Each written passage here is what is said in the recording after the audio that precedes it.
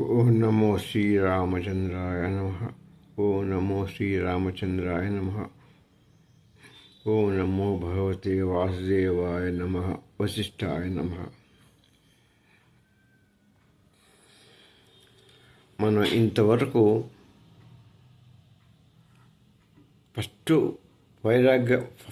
మొట్టమొదటి సంబంధించిన వైరాగ్య ప్రకరణం అనేది యోగ వాసిష్టంలో మొట్టమొదటి వైరాగ్య ప్రకరణం. ఆ వైరాగ్య ప్రకరణం మొత్తం చెప్పుకున్నాం. ఈ రెండో ప్రకరణంలోకి ఈరోజు ప్రారంభం తీసుకుంటున్నాం. ఇది ముముక్షు ప్రకరణం అంటారు దీన్ని. ఈ రెండో ప్రకరణం పేరేంటి? ముముక్షు ప్రకరణం. ముముక్షు అంటే మోక్షాన్ని కోరుకునేవాడు. మోక్షాన్ని సంపూర్ణ కోరుకొని దానిందే మోక్షాన్ని పొందాలని తాపత్రయపడేవాడి యొక్క స్థితి ఎలా ఉంటుంది, వాడి విధానం ఎలా ఇద్దరు మోక్షత్వం సంపాదించుకుంటాం అనేది అంతా ఇందులో చెప్పబడుతుంది. దీంట్లో మనం నేర్చుకుంటాం. ఇది చాలా ముఖ్యమైనటువంటి అప్రకరణ చెందింది. అసలు యోగవాసిష్టమే మంచి మన గీత. అందులో ఒక మొత్తం 6 ప్రకరణాలు మంచి ప్రకరణాలే. ఇందులో ముముక్షుత్వం కాబట్టి ఇది మోక్షం సంబంధించింది కాబట్టి మనం కొంచెం దీన్ని ఎక్కువగా మనకు ఇష్టంగా ఉంటుంది. ఇష్టమైనటువంటి ప్రకరణం ఇది. అయితే ఈ మోక్ష ప్రకరణం యోగ వాసిష్టానికి ముఖద్వారం. అంటే మనం ఈ గీత చెప్పడమే మోక్షానికి సంబంధించినటువంటి ఈ గీత. ఈ ప్రపంచకము, సంసార బంధనం, ఇవన్నీ అష్టాశతాలు ఒక్క పరబ్రహ్మ స్వరూపం అనేది ఒకటే. సత్తు చిత్తు ఆ 2 శాస్త్రాలు. అందులో ఈ 2 కలిసి ఉన్నటువంటిది ఆనందం, బ్రహ్మానందం. ఆ బ్రహ్మానందం శాశ్వతమైన బ్రహ్మానందం పొందడం మోక్షం. కాబట్టి ఆ మోక్షాన్ని చేరుకోవడం ఎలా అనేది మన యొక్క ఆశ. ఈ లోక భ్రాంతి, ఈ యొక్క సంసార భ్రాంతి, ఇవన్నీ కూడా మనం కట్టిపెట్టి మనం ఇవన్నీ దుఃఖమయాలు అంతా శోకంతో కూడుకున్నటువంటిది. కాబట్టి సుప్రదమైన మహానందమైనటువంటి ఆ బ్రహ్మానందాన్ని చేరుకోవడానికి మన యొక్క మానవునికి ధ్యేయం. కాబట్టి ఏ జీవికైనా మోక్షత్వమే ప్రధానం. అటువంటి ముముక్షు ప్రకరణం మనం ప్రారంభిస్తున్నాం. ఇది యోగ వాసిష్టానికి ముఖద్వారం. అంటే సింహద్వారం లాంటిది అన్నమాట. ఇక్కడ రాముడు ఇన్నాళ్ళగా శోకగ్రస్తం కాలే. ఆయన శోకగ్రస్తుడు కాలేదు. ఆయన ఒక యువరాజు. సంసారాన్ని సంపూర్ణంగా దర్శించిన ముక్షు. ఆయన సంసారాన్ని వదిలిపెట్టలేదు. సంపూర్ణాన్ని పూర్తిగా దర్శించిన వాడు ఆయన కూడా సంసారంలో పాల్గొన్నాడు. సంతానంగా పొందినాడు. రాజ్యాన్ని చేశాడు. మొత్తం రాజ్యాన్ని 11 సంవత్సరాల పరిపాలన చేసి గావించాడు. కష్టనిష్టాలు సంసారం అంటే పూర్తిగా అనుభవంలో తెచ్చుకున్న వ్యక్తి. అందుకొరకని ఈ వశిష్ఠ మహర్షి మొట్టమొదటిగా ఈ జ్ఞానానికి అర్హత ఏమిటో దీంట్లో మనకు వెల్లడిస్తాడు. జ్ఞానానికి ముముక్షుత్వం అంటే మోక్షానికి. ఆ జ్ఞానం అంటే మోక్షం. ఆ జ్ఞానం సంపాదించడం అంటే ఆ జ్ఞానం అంటేనే ఆత్మజ్ఞానం. ఆత్మజ్ఞానం నేర్చుకుంటే పరబ్రహ్మ జ్ఞానం వచ్చింది దర్శిస్తాం. పరబ్రహ్మ జ్ఞానం అంటే బ్రహ్మానందాన్ని ఆటోమేటిక్గా పొందుతాం. ఆ ముముక్షుత్వానికి మొట్టమొదటి ఎలా ఏంటి ఆ ద్వారం ఉంటే ఎలా ప్రయాణం చేయాలి అనేటటువంటిది ఇంట్లో స్వామి వశిష్ఠ మహర్షి చెప్తున్నాడు. ఇహమూత్ర ఫలభోగ విరాగ తమదమాది గుణై సమన్విత ముముక్షురితి విజ్ఞేయ సయోగ్యో జ్ఞానముత్తమం. దీనికి మోక్షాన్ని సంపాదించడానికి సాధన చతుష్టయం అని ఒకటి ఉన్నది. అంటే సాధన చేసే దీనికైనా సాధన చేస్తేనే అది మనం సంపాదించగలం. అట్నే ఈ మోక్షాన్ని సాధిస్తా అంటే దానికి చతుష్టయం, సాధన చతుష్టయం అని పేరు ఉన్నది. అందులో 4 భాగాలు. నిత్య అనిత్య వస్తు వివేకము ఫస్ట్. అంటే నిత్య అనిత్య వివేకం అంటే నిత్య శాశ్వతమైంది, అనిత్యమైంది అంటే అశాశ్వతమైనటువంటి వస్తువుని గ్రహించడం. ఏది సత్యము ఏది సత్యము అనేది గ్రహించి దాన్ని బాగా మనం తెలుసుకుంటే మనం శాశ్వతమైన వస్తువుని మనం పట్టుకుంటాం. అనిత్యమైంది మనం వదిలిపెట్టాలి. ఈ సంసారము, జగత్తు, మిథ్య అని భ్రాంతి అటువంటి అనిత్యమైన వస్తువుని వదిలిపెట్టి శాశ్వతమైన వస్తువుని ఆత్మజ్ఞానం శాస్త్రంతో జ్ఞానం సాధించి దాని బ్రహ్మస్వరూపాన్ని పట్టుకోవడం. అది బ్రహ్మస్వరూపమే శాశ్వతం కాబట్టి దాన్ని దాన్ని పట్టుకోవడం అనేది నిత్య వస్తువు. మొదలు ఏది మనం సపరేట్ చేసి పెట్టుకోవాలి. ఏది శాస్త్రం ఏది శాస్త్రం అని తెలుసుకుంటే మనం అప్పుడు నిత్యంలోకి వెళ్ళిపోతాం. శాశ్వతమైన వస్తువులు మనం పట్టుకుంటాం. ఇక నిత్యమైన పక్క నేతి అని మనం పక్కన చేస్తాం. ఇంక రెండోది ఇహమూత్ర ఫలభోగ విభాగం. ఇప్పుడు ఇక్కడ చెప్తున్నాడు ఇహమూత్ర, మన శ్లోకంలోనే ఉంది ఇహమూత్ర ఫలభోగ విరాగ. అంటే ఈ లోకము పరలోకము భోగాల పట్ల విరక్తి కలిగి ఉండటం. ఇంకోటి మూడోది శమధమాది షట్క సంపత్తి. ఇది నెంబర్ 3. అన్నే శ్లోకంలో ఏం చెప్తున్నాడు? ముముక్షుడితి విజ్ఞేయ శమధమాది గుణై సమన్విత. శమధమాది షట్క సంపత్తి అంటే 6 మొత్తం శమధమానాలు అవి మొత్తం 6 ఉన్నాయి కదా. ఆ గుణాలు సమన్విత ముముక్షుడితి విజ్ఞేయ సయోగ్యో జ్ఞానముత్తమం. వీటి నుండి ఎవరైతే ఈ శమధమాలని అంటే ఇంద్రియాలు ఎన్నించి కూడా మనం అనగదొక్కి మనం అంటే వాటిని పట్టించుకోకుండా దానిలో స్థితప్రజ్ఞ సంపాదించి ఏలోక జ్ఞానాన్ని మనం వదిలిపెట్టి పరలోకంలో మనం కావాల్సినటువంటి మోక్షం సంపాదించాలి అనేది మనం తెలుసుకుంటే అటువంటి వాడే తెలుసుకున్న వాడికే పరమ. 4వది ముముక్షుత్వానికి అర్హత సంపాదిస్తాడు. ఇప్పుడు 4 అంటే సాధన దృష్టి అంటే 4. 1 నిత్య వస్తు వివేకం, 2 ఇహమూత్ర ఫలభోగ విభాగం, 3వది సమాధిక సంపత్తి, తర్వాత ముముక్షుత్వం 4 లాస్ట్ది. ఈ 3ని మనం కనుక సాధిస్తే లాస్ట్ సంపాదించుకునేది ముముక్షుత్వం. అదే జ్ఞానం, అదే పరిపూర్ణత ఈ స్థితి.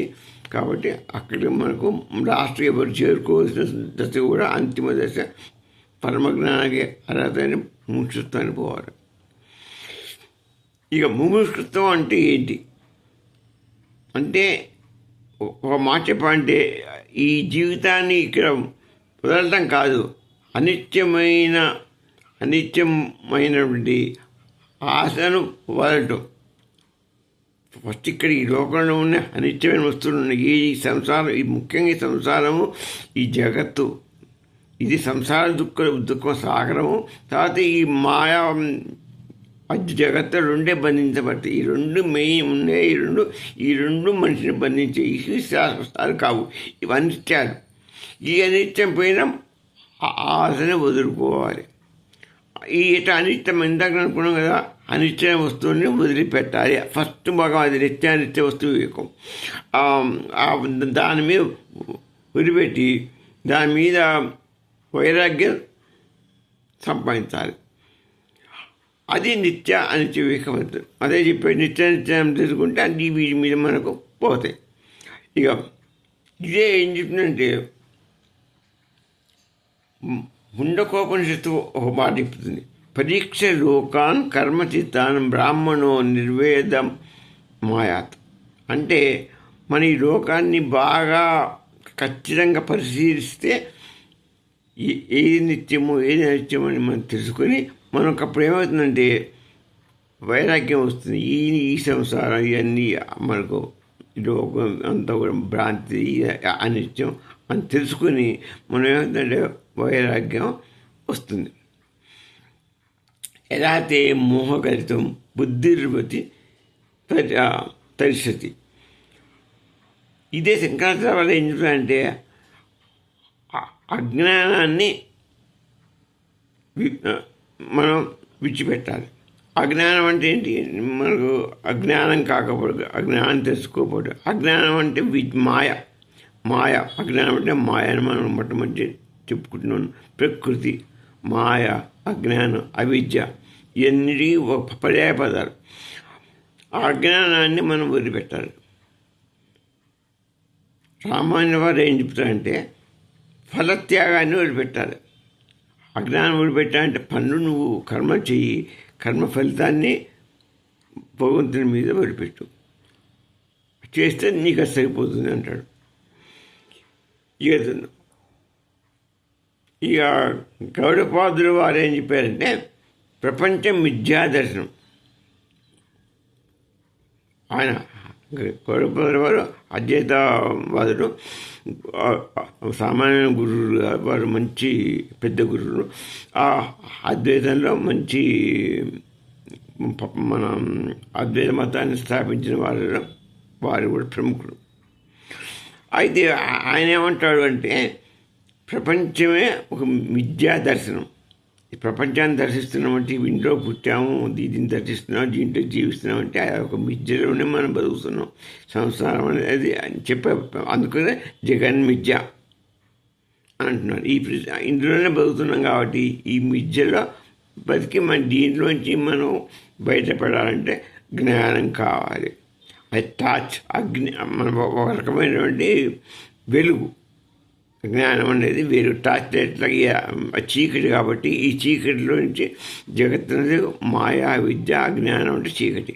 ఇది దిక్కుసాగరం నుంచి పోవాలంటే ఒక టార్చ్ లాంటి జ్ఞానం అనేది ఒక టార్చ్ని పట్టుకొని మనం చీకటిని పారదోరి పోవాలి. అది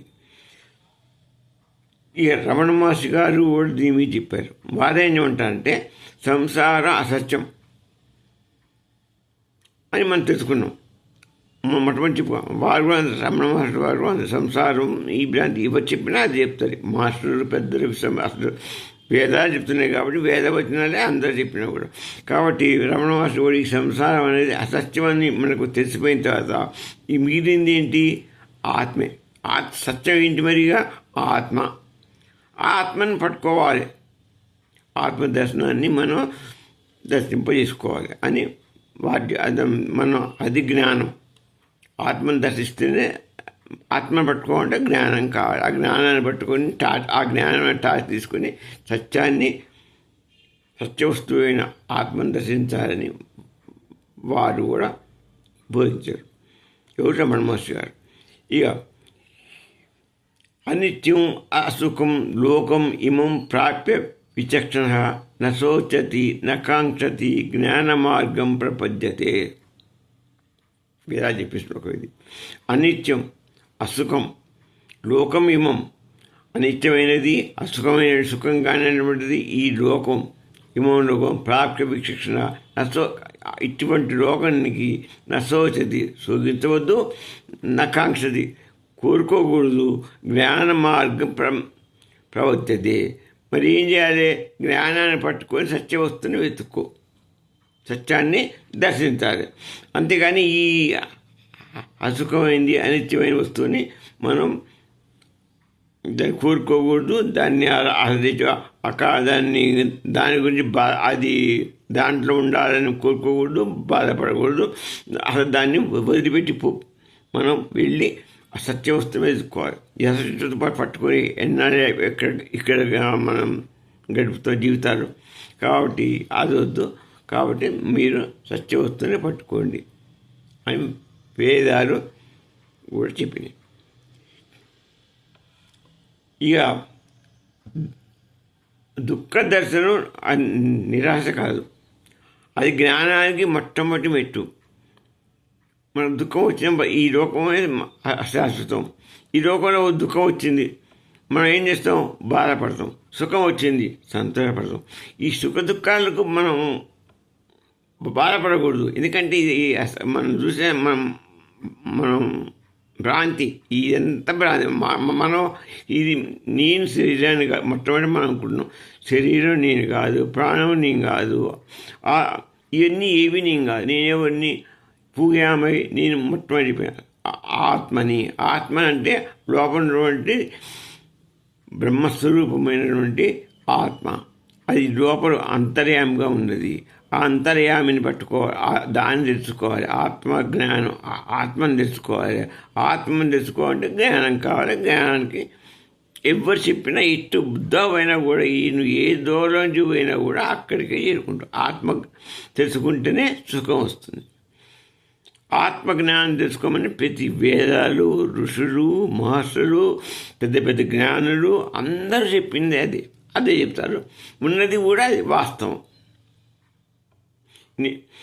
ఇక దుఃఖ దర్శనం ఇవన్నీ ఏం చేస్తే సుఖాలు ఇవన్నీ కూడా ఎన్నిట్లో తిరిగి మనం బాధపడి మనం వెళ్ళిపోతామంటే ఇవన్నీ వదిలిపెట్టేది జ్ఞాన మార్గాన్ని సంపాదించుకోవడానికి ట్రై చేస్తాడు. ఇవాడు బాధపడి చివరికి ఏంటంటే విసిగిపోయి ఇవన్నీ కూడా ఈ బాధలు పడలేము. మనకు నిత్యవస్తుమైనటువంటి ఆత్మను దర్శించుకోవాలని ఒకనాటికి బుద్ధి కలిగి తీరాలి. కలుగుతుంది కూడా. ఒక మాట చెప్పాలంటే కలుగుతుంది. భగవంతుని ఆశీర్వాదం ఉంటే మనకి కంపల్సరీ కలుగుతుంది. కలిగించుకోవాలి. శోకాంక్ష నుంచి అలయమే ప్రజ్ఞాన ప్రారంభం. అది ప్రజ్ఞానానికి దారితీస్తుంది. ఈ జ్ఞానం ఆ జ్ఞానం కలిగినప్పుడు ఆత్మజ్ఞానం, ఆ ప్రజ్ఞానం అంటే ఆత్మను తెలుసుకోవడం అని ప్రారంభిస్తాడు. ఇక్కడ చెప్తుంది స్వేచ్ఛ ప్రేచ్ఛ మనుష్య మీద. అది కూడా అంతే చెప్పింది. ఇకపోతే అద్వైతం తిమ్మతాలలో మళ్ళీ అద్వైతం ఇంకేం చెప్తుందంటే దుఃఖ దర్శనం వైరాగ్య జనకం. ఈ దుఃఖం ఇప్పుడు చెప్పాగా నేను ఆ దుఃఖం నేను చెప్పిన మాట అది చెప్తుంది. ఏం చెప్తుంది? దుఃఖాలు వచ్చినప్పుడు దుఃఖం పుట్టిందంటే అది వైరాగ్యానికి దారితీస్తుంది. వైరాగ్యానికి దారితీసిందంటే జ్ఞానం వైపు దారితీస్తుంది. జ్ఞానం మార్గంగా వస్తుంది. జ్ఞానం వైరాగ్యం వచ్చిందంటే జ్ఞానం వస్తుంది. జ్ఞానం వస్తే మోక్షం వస్తుంది. ఆత్మదర్శనం అవుతుంది జ్ఞానంతో. దాంతో మోక్షం వస్తుంది.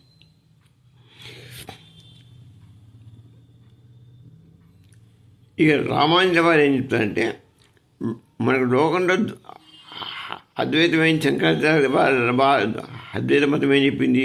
దుఃఖాలు కనుక వచ్చేటట్టయితే వైరాగ్యం జనిస్తుందని చెప్పారు. వీరేం చెప్పారు రామానుజ వారు అంటే దుఃఖం కనుక దుఃఖాలు వచ్చిందంటే భగవదాశ్రయం వైపు అనిపిస్తుంది. మనకేం తట్టుకోలేక ఆ విష్ణుమూర్తులను, శంకరులను, బ్రహ్మను, భగవంతుని ఈశ్వరుని మీద ధ్యాసపోయి ఆయన ఆశ్రయిస్తాం. ఆయన ఈ దుఃఖగలం నా పనికిరావు, అసలు నన్ను నీలో చేర్చుకో, నీలో మాకు మోక్షాన్ని ఇవ్వని ప్రార్థన చేస్తారు. ఎప్పుడు మనకు బాధలు పడినప్పుడు, దుఃఖాలు వచ్చినప్పుడు మనం దేవుని వేడుకుంటాం. అది ఒక పద్ధతి అని బాగా చెప్పారు. ఇక అంతఃకరణ శుద్ధి. శుద్ధాంతఃకరణస్యైవ జ్ఞానోదయ ప్రవర్తతే మలినశ్చతు చిత్తస్య నైవ జ్ఞానం న ముక్తత. శుద్ధమైన అంతఃకరణంలోనే జ్ఞానం ఉదయిస్తుంది. జ్ఞానం ఎప్పుడు ఉదయిస్తుంది? శుద్ధమైనటువంటి అంతఃకరణం. అంతఃకరణం అంటే లోపల హృదయంలో అంతఃకరణం. ఉదయస్థానంలో ఎప్పుడైతే పరిశుద్ధమైన ఆత్మ పరిశుద్ధం కావాలి. ఆత్మ పరిశుద్ధం అయినప్పుడు మనకి ఏం కలిసింది? జ్ఞానం కలుగుతుంది. అంటే పైన ఆత్మను కమ్ముకున్న పదార్థాలన్నింటినీ తీసేస్తే, అంటే ఈ సంకల్ప వికల్ప మనం మర్చిపోవద్దు. ఈ మనసు ఇప్పుడు మలినమైపోతున్నది సంకల్ప వికల్పాల వల్లనే అది పూడుకోపోతుంది. అవన్నీ సంకల్ప వికల్పాల నుంచి మనం పోతే అది పరిశుద్ధం అవుతుంది. పరిశుద్ధం అయినప్పుడు నీకు ఆత్మ కనపడుతుంది. అదే అజ్ఞానం కలుగుతుంది అన్నమాట. అందుకు అప్పుడు నీకు అంటే మళ్ళీ మొదటికి వస్తే మనకు కావాల్సినది వైరాగ్యం ఏర్పడినప్పుడు మనం ఈ ఈ వీటి మీద లోకం మీద మన కోరిక ఉండదు. కోరిక ఉండకపోయారు ఇక్కడ భగవద్ధ్యాస ఏర్పడుతుంది. భగవద్ధ్యాస ఏర్పడితే ఈ లోకం సంబంధమైన సంకల్పం తగ్గిపోగానే ఆటోమేటిక్గా జ్ఞానం మన ఆత్మను కమ్ముకున్నటువంటి పొరలన్నీ కూడా ఒక్కొక్కటి క్షయమైపోతుంటాయి. క్షయమైపోయి ఆత్మ శుద్ధి అవుతుంది.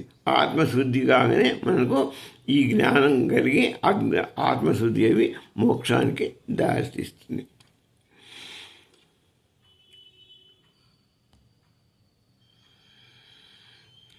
ప్రశాంత మనసు హీనం త్రిమత గీత ఏం చెప్పిందంటే ప్రశాంత మనసు హీనం.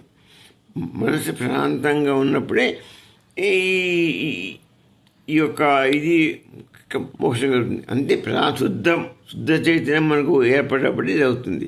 ఇక చిత్తశుద్ధి ఏర్పడితే అదే జ్ఞానిష్ట. చిత్తశుద్ధి ఏర్పడితే జ్ఞానిష్ట. చిత్తశుద్ధంలోనే భగవత్ సాక్షాత్కారం జరుగుతుంది. చిత్తశుద్ధి మనశుద్ధి, చిత్తం అంటే మనస్సు. ఆ మనసు శుద్ధి అయినప్పుడే జ్ఞానం అనేది నిష్టగా స్థిరంగా నిలబడుతుంది. అప్పుడే మనం ఏం చేస్తాం, శుద్ధ చిత్తంలో భగవంతుని యొక్క సాక్షాత్కారం మనకు జరుగుతుంది. అదే మన ఈ ఇష్టాద్వైతం చెప్తున్నది. చిత్తశుద్ధి ఉంటే భగవత్సాక్షాత్కారం అవుతుంది. అద్వైతం ఏమంటుంది, చిత్తశుద్ధి ఉంటే జ్ఞానిష్ట కలుగుతుంది అంటుంది. జ్ఞానిష్ట ఈ విశిష్టాద్వైతం ఏం చెప్తుందంటే నీకు చిత్తశుద్ధి ఉంటే భగవత్ సాక్షాత్కారం కలుగుతుంది. ఆ భగవంతుడు ఎవరంటే విష్ణువు మాత్రమే అని చెప్తుంది. ఎవరు? విశిష్టాద్వైతం వాళ్ళు. ఒక విష్ణువే మొత్తానికి మూలం, సృష్టికి మూలం విష్ణువే. మిగతా మతం గురించి చెప్పదు, విష్ణు మతాన్నే చెప్తుంది. ఈ బ్రహ్మను కానీ మిగతా వాళ్ళని అన్ని శివుణ్ణి కానీ వాళ్ళని వాళ్ళు ప్రస్తావిస్తారు. ఎంతసేపటికి విష్ణువుని మాత్రమే విశిష్టాద్వైతం రామాయణ వారు యొక్క మతం. రామాయణుడు గారు చెప్పేది కూడా అదే విశిష్టం. మన మోక్షాన్ని పొందాలన్నా ఆ విష్ణువు సాన్నిధ్యం చేరువు కావడమే, ఆయన సేవించుకోవడమే మోక్షం అని విశిష్టాద్వైతం చెప్తుంది. అద్వైతం ఏం చెప్తుంది, అట్లా కాదు, మనం మనం భగవత్ స్వరూపమే. భగవంతుడికి మనం అన్నిదా కాదు, మనము భగవంతుడు ఒకటి. కాబట్టి ఆయనే మనమే ఆయన. అది మనం తెలుసుకోవడమే జ్ఞానం. అది తెలుసుకోవడమే ఆత్మజ్ఞానం. అది తెలుసుకోని ఆయన, అది తెలుసుకోరా బాబు. అద్వైతం నువ్వు వేరే వస్తువు కాదు, నువ్వు కూడా బ్రహ్మస్వరూపుడివే. నీలోని ఆత్మ అనేది ఆయన బ్రహ్మస్వరూపం యొక్క అంశే. కాబట్టి ఆత్మ తెలుసుకుంటే నువ్వు బ్రహ్మస్వరూపాన్ని తెలుసుకున్నట్టుగా, ఆ బ్రహ్మస్వరూపం యొక్క ఇదే ఆత్మ. కాబట్టి నువ్వు కూడా బ్రహ్మస్వరూపుడే. అహం బ్రహ్మాస్మి. నువ్వు కూడా మనం పరమాత్మ స్వరూపంతో సమానుడివి. నువ్వు కూడా ముక్తుడిపోతావు. నీకు ఆయనకి తేడా ఎటువంటిది లేదు. నువ్వు అది తెలుసుకోలేకపోతున్నావు అంతే. అది తెలుసుకోవడమే జ్ఞానం. అది తెలుసుకోవడే ఆత్మజ్ఞానం. అదే మోక్ష ద్వారం.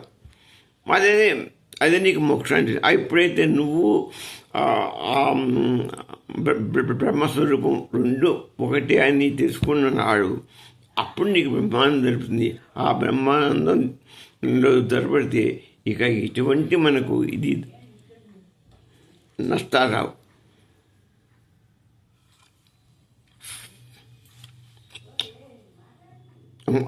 మనస్సు శుద్ధమైతే ఆత్మ తానే వెళ్ళిపోతుంది. మనసు శుద్ధమైతే ఆత్మ అనేది మనకు తెలిసిపోతుంది.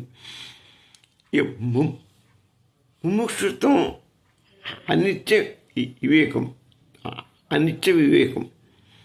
ముముక్షుత్వం ఏంటంటే అనిత్యం వివేకం. సంసార దర్శనం జ్ఞాన ద్వారం. సంసారాన్ని మనం దర్శిస్తే దానివల్లనే మనకు యాక్చువల్గా మనకు అజ్ఞానానికి ద్వారం చూపిస్తాం. అంటే మనం అనుకున్నాం కదా, దుఃఖాలు వస్తేనే మన దేవుని భజిస్తాం. దేవుణ్ణి భజించినప్పుడు మనకు అదే సంసారంలో కొట్టుకున్నప్పుడే మనకు అది ఒక మంచిదే. అది మన మోక్షానికి దారితీస్తుంది. చిత్తశుద్ధి సమ్యక్ ప్రజ్ఞానం. చిత్తశుద్ధి ఏర్పడితే అసమ్యక్ ప్రజ్ఞానం.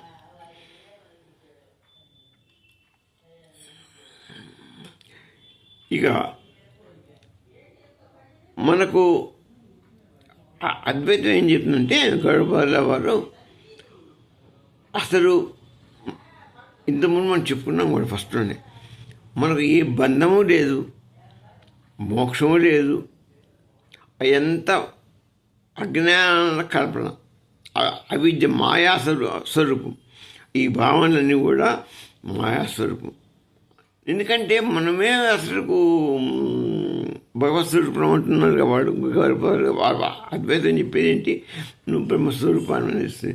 కాబట్టి నీకు వేరే కొత్తగా వచ్చేది ఏమీ లేదు. ముముక్షుత్వం అనేది కొత్తగా వచ్చేది లేదు. నువ్వు ఈ భద్రుడు కాదు, నువ్వు ముముక్షుడే, ఆల్రెడీ ముముక్షుడిపై ఉన్నావు. మరి ఇంకా ఏం కావాలి నువ్వు ముముక్షుడైనప్పుడు అంటే దాన్ని నువ్వు తెలుసుకోవటం లేదు. నీకు ఈ కోరికలు, బంధాలు, సంసారం, జగత్తులో పడి దాని పరులు గమ్మి నువ్వు బ్రహ్మస్వరూపాన్ని తెలుసుకోవటం లేదు. అవన్నీ తొలగించుకుంటే నువ్వు బ్రహ్మస్వరూపుడు అని గ్రహించడమే మోక్షం. ఆల్రెడీ నువ్వు మోక్షజ్ఞుడివే, దాన్ని తెలుసుకోలేకపోతున్నావు. అది తెలుసుకోవడమే మోక్షం. అది అద్వైతం చెప్తున్నది. ఇది నువ్వు విష్ణువుని స్మరించుకో, శివుని స్మరించుకో, నీ ఇష్టదేవాన్ని ఎవరినే స్మరించుకో. నిన్ను నీవు తెలుసుకుంటే అదే నీకు మోక్షం అని చెప్పారు.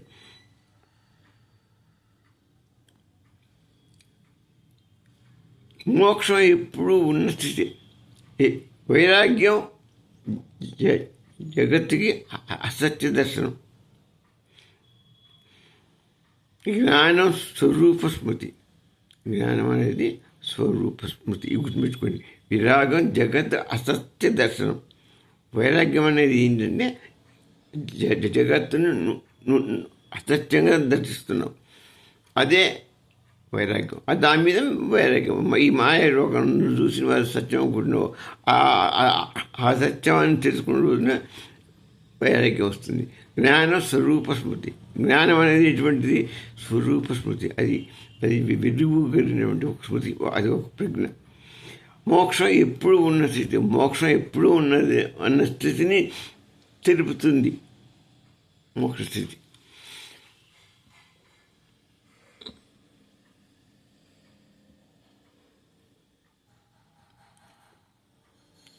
ఇంకొకటి వైరాగ్యం అంటే మనం వైరాగ్యం వచ్చింది కదా మనకి. ఆ వైరాగ్యం వచ్చినప్పుడు మనం అంతర్ముఖం అవుతాం. ఇప్పుడు ఆ వైరాగ్యం ఈ జగత్తు ప్రాంతంలో అంటే బయట ప్రపంచానికి మన కళ్ళు ఈ బయట ప్రపంచాన్ని చూస్తుంది. ఇది బయట చూపుకే ఉంది కాబట్టి అంతర్ముఖంలో చూపు దానికి లేదు. అందుకని ఎంత ఏమిటి మనకు కనపడే వస్తువులు ఏం కనపడుతున్నాయి? ఈ లోకంలో ఉన్న వస్తువులు, ఈ లోకం అంటే ఇహలోకమే కనపడుతుంది. దీని మీదనే కోరికలు, దీని మీదనే అంతా ఇదే సత్యం అనుకుంటున్నాం మనం. అంతర్ముఖంలో ఉన్నటువంటి ఆత్మ మనకు కనపడలేదు. ఆ బ్రహ్మతత్వం మనకు తెలియటలేదు. అందుకని మనం ఏం చేయాలి? అంతర్ముఖంలోకి ప్రయాణిస్తే ఈ బహిర్ముఖం ఎన్నాళ్ళు ఉంటుంది శరీరం? ఇది ఒక నశించే వస్తువే. ఒక 100 సంవత్సరాలు ఇది పడిపోతుంది. అప్పుడు నీకు ఈ జగత్తు లేదు, భ్రాంతి లేదు. ఇది ఇంతవరకే. నువ్వు శాశ్వతుడిగా మళ్ళా లోపల బహిర్ముఖం కావాల్సి ఎక్కువ కాలం ఉండే లోపలనే కనుక నువ్వు బహిర్ముఖంలో పోయి పరలోకంలో ఉన్న స్థితిని తెలుసుకోవాలి. పరలోకంలో ఉన్నటువంటి లోపల ఉన్నటువంటి ఆత్మని తెలుసుకోవాలంటే లోపల వైపు మనం అంతర్ముఖంలో తిరగాలి. లోపల చూడాలి, బయట చూడటం కాదు. లోపల ఏమున్నది? అది మనకు కనపడదు. ఈ కళ్ళకు కనపడదు. అది దివ్య చక్షులకు లోపల ఉన్నది ఆత్మ కనపడుతుంది. అందుకని ఆత్మ మనకు కనపడదు. ఎందుకని మనం బయట చూస్తాం కానీ ఈ కన్నుకు బయట దర్శనానికి ప్రాప్తి ఉంది కానీ లోపల చూసే శక్తి లేదు. లోపలికి పోవాలంటే మళ్ళీ దాని మీద ధ్యాస, దాని మీద భగవంతుడు మనకు ఒక రకమైనటువంటి దివ్యచక్షులు ఇచ్చి, అందుకని అర్జున్ దివ్యచక్షులు ఇచ్చి ఆయన స్వరూపాన్ని, లోపల స్వరూపం అది, ఆ లోపల స్వరూపాన్ని చూడటానికి దివ్యచక్షులు అవసరం. ఆ దివ్యచక్షులతో ఆయన అంత తెలుసుకొని ఆత్మజ్ఞానం, అసలు లోపల స్వరూపము ఆత్మ అంటే ఏంటి? మొత్తం బ్రహ్మస్వరూపం అంతలా కలిగి ఉన్నటువంటి దాన్ని తెలుసుకున్నాడు అర్జునుడు. అది కూడా అంతర్ముఖం అయితేనే మనకు ఈ జ్ఞానోదయం అవుతుంది. అది జ్ఞానోదయం అంటే ఈ మొత్తం అహంకారం, మొత్తం అవిద్య కూడా మొత్తం లయమైపోతుంది. లయమైపోతేనే మనకు లోపలికి పోతాం, అంతర్ముఖం అవుతాం. కర్తృత్వ భోక్తృత్వ దానికి ఏంటి? కర్తృత్వం మరి ఇదేం కావాలంటే ఏం కావాలి? మరి చెప్పు. నేను కాదు, నాది లేదు, నాది నేను అని ఆ రెండు మాటలు మనం మర్చిపోవాలి. నేను ఈ వస్తువు నాది, ఇది నేను చేశాను, అది నేను చేశాను అనుకోవడం భ్రాంతి పోతే నీకు అహంకారం నిర్మూలన అయిపోతుంది. అహంకారం నిర్మూలన కర్తృత్వ భోక్తృత్వాన్ని వదిలిపెడితే నువ్వు సాక్షి స్థితిలో నిలబడతావు.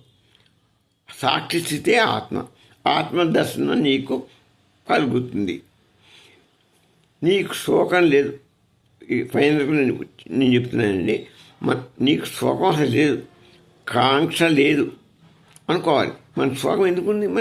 అసలు మన ఈ జీవితమే మనకు అసలు నేను కాదు, అసలు నువ్వు కాదు, కానీ శరీరం శాస్త్రం కాదు, ఇవన్నీ లేదు. అందుకని ప్రజ్ఞావంతుడు ఎప్పుడు ఏమనుకుంటా అంటే నాకు శోకం లేదు, నాకు దుఃఖం లేదు, కాంక్ష లేదు, భయం లేదు. దేని భయం? ఈ శాస్త్ర వస్తువుగా అనుభయమా? ఎప్పుడు ఉండేవాళ్ళం మనకి ఇది అశాస్త్ర వస్తువు కాబట్టి దీని మీద భయపడడం పని లేదు. పోతుంది, ఎప్పటికైనా రేపు కాబట్టి ఇవాళ పోతుంది దాన్ని, అంతే. కాబట్టి మనకు ఈ వస్తువులు ఈ శరీరం మీద శోకం ఉండకూడదు, ఈ లోకం మీద భయం ఉండకూడదు, ఏ కాంక్ష ఉండకూడదు. మనకు ఉండే ఏం కావాలి? సాధన. ఇది నేను మొత్తానికి ఇది కానప్పుడు సాధన చేయవలసిన అవసరం కూడా లేదు. నేను ఆత్మనే, నేను మోక్షజ్ఞుడిని అని తెలుసుకోవాలి. అది తెలుసుకోవడమే ఈ ముముక్షుత్వ ప్రకటన. ఇంతతో ఈ విషయం ముగిద్దాం. నమో నారాయణ వాసుదేవాయ నమః. ఓ స్వస్తి.